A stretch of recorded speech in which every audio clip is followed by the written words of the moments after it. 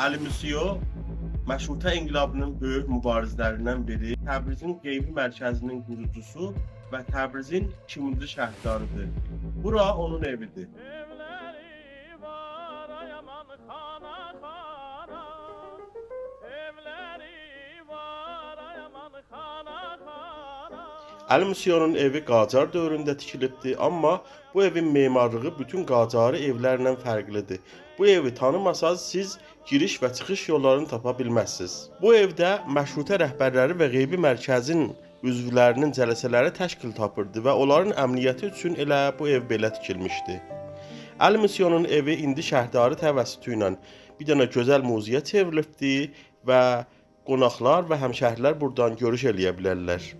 Deyilənlərə görə Əli Müsyo Rusiya səfarətinə qonaq çağırılır və orada məsmum qəza yeyərək məsmum olur və evinə dönəndən sonra orada vəfat eləyir.